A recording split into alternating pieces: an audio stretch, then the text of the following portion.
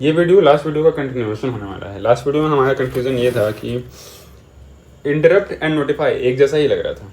वो इसलिए क्योंकि चाहे हम नोटिफाई या नोटिफाई ऑल कॉल करें, उससे भी जो वेटिंग थ्रेड्स हैं या टाइम वेटिंग स्टेट में जो थ्रेड्स हैं वो जग जाते हैं। इसमें एक क्लैरिफिकेशन ये है ना कि these threads are waiting on an object, these threads are waiting on object, on some object. This object suppose object memory में है A29FE, इसका हैश आईडी है एंड इसलिए सपोज दिस से हम इंडिकेट कर रहे थे इसको।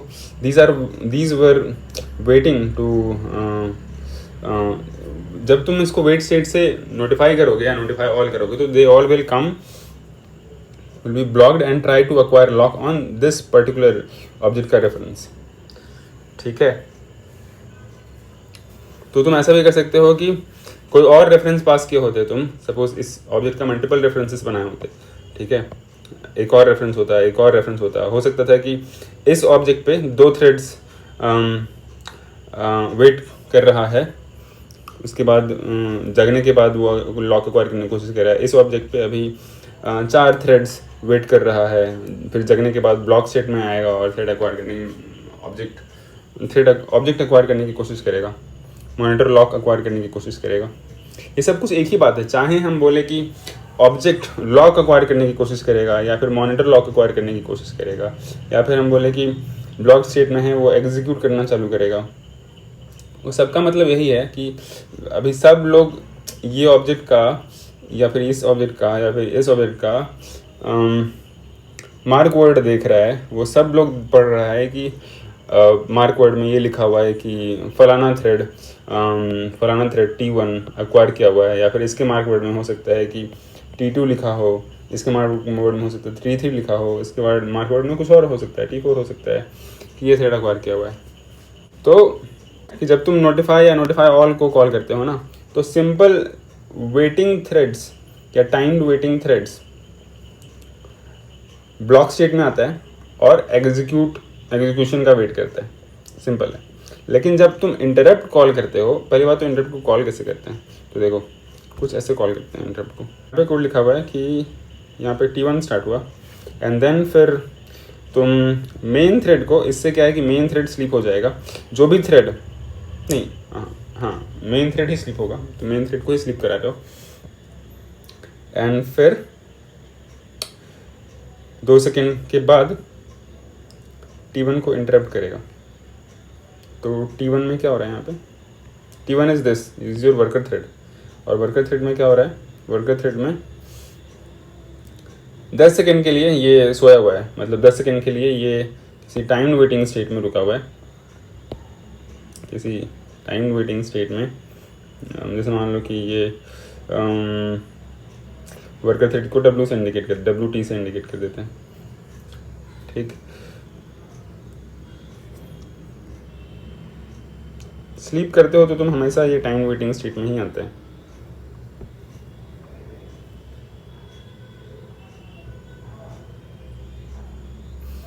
तो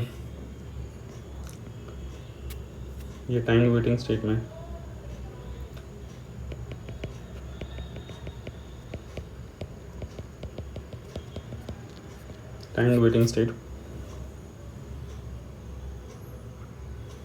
T1 डॉट स्टार्ट कॉल किया इस पे,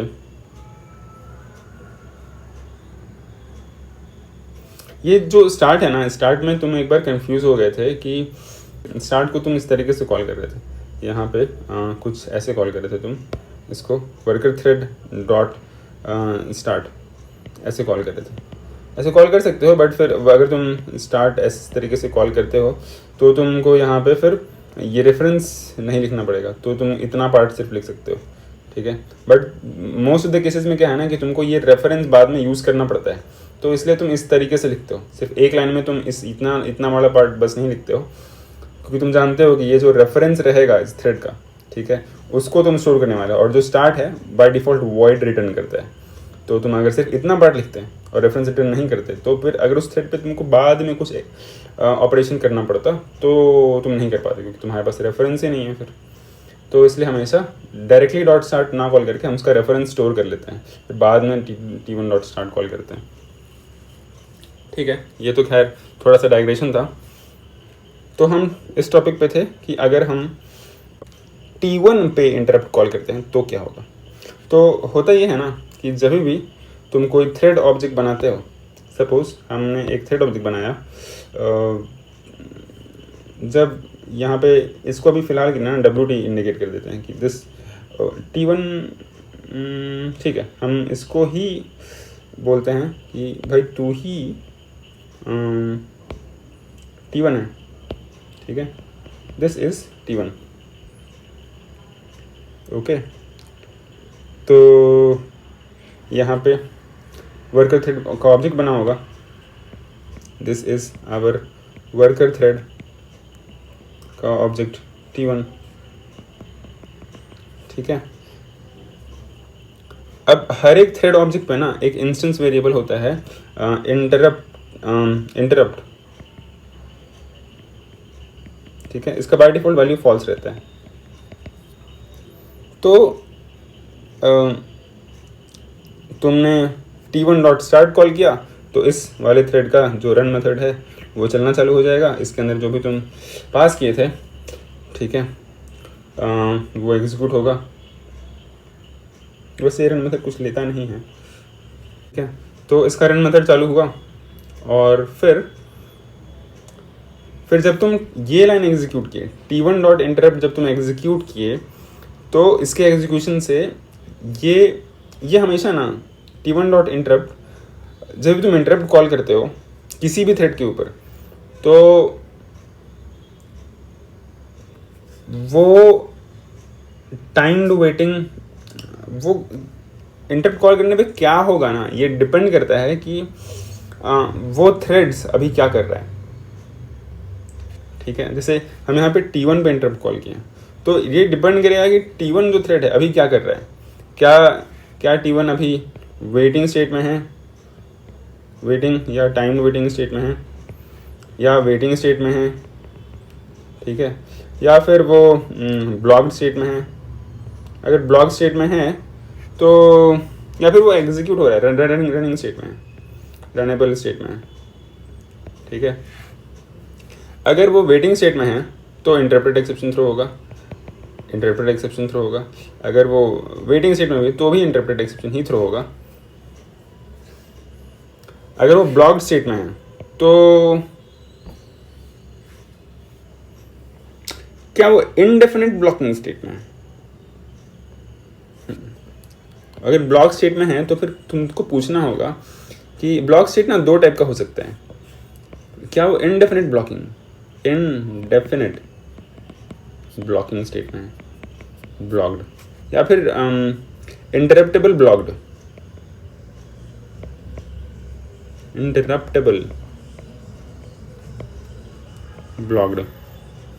ठीक है। इंटरप्टेबल ब्लॉक, जब तुम नॉर्मल सिंक्रोनाइज कॉल करते हो ना तो थ्रेड्स इनडेफिनेटली ब्लॉक्ड होते हैं, बट जब तुम लॉक क्लास का ऑब्जेक्ट यूज़ करके जब तुम इंटरप्टेबल लॉक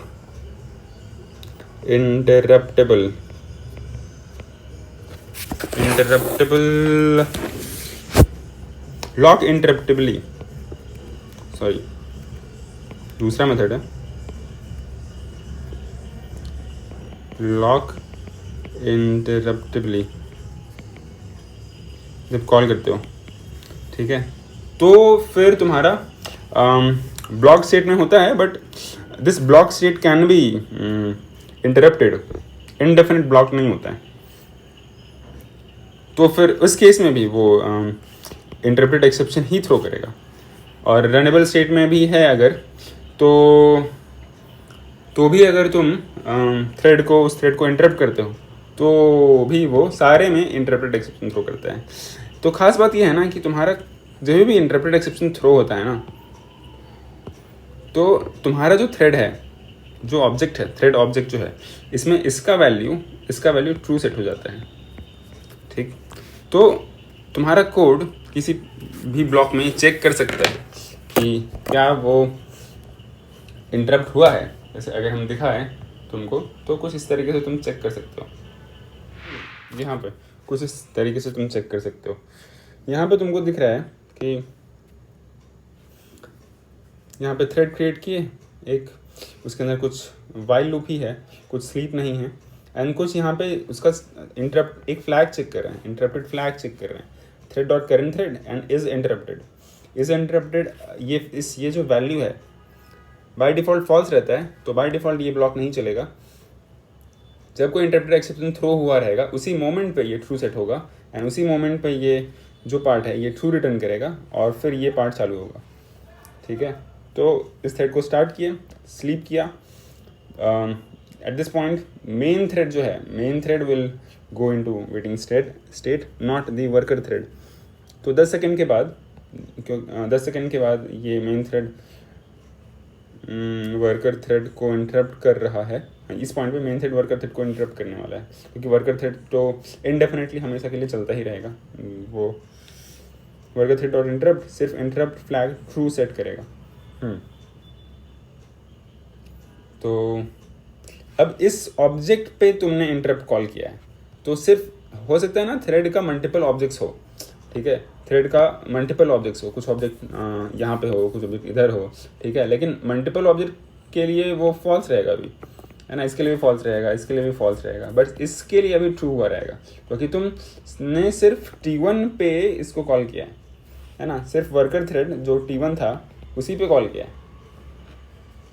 ठीक है, तो तुम इसको फिर यहाँ पे चेक कर सकते हो कि हम भाई इस पे इंटरप्ट थ्रो किए, तो इसी के रेफरेंस पे अब इसके इस ब्लॉक के अंदर में क्योंकि इस ब्लॉक का नाम वर्कर थ्रेड है ना, इस ब्लॉक के अंदर में तो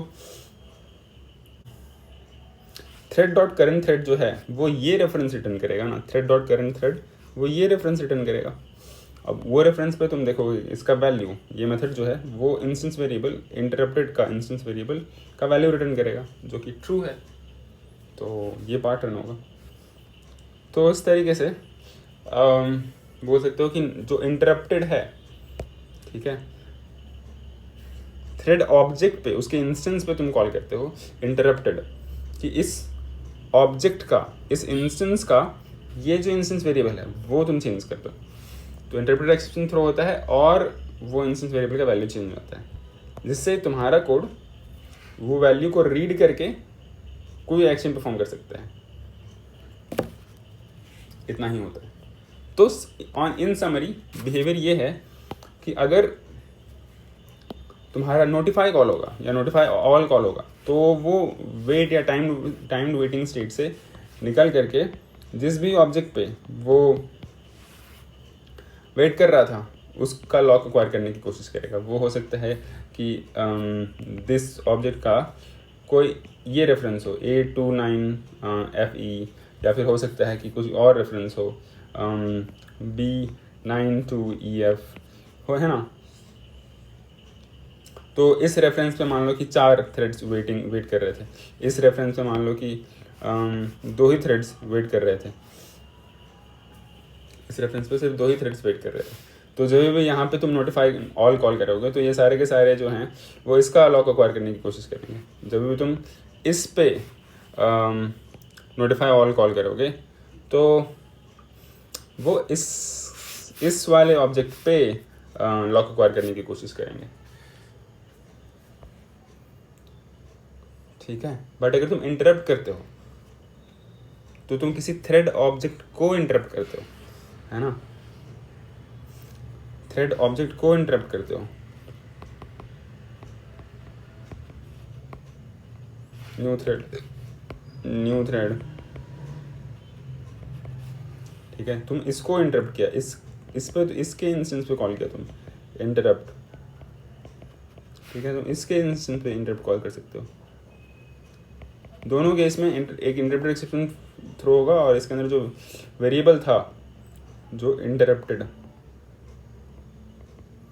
जिसका डिफॉल्ट वैल्यू फॉल्स सेट था, वो एक्सेप्शन थ्रो होने के बाद वो ट्रू हो जाएगा। ठीक है, इतना ही होता है।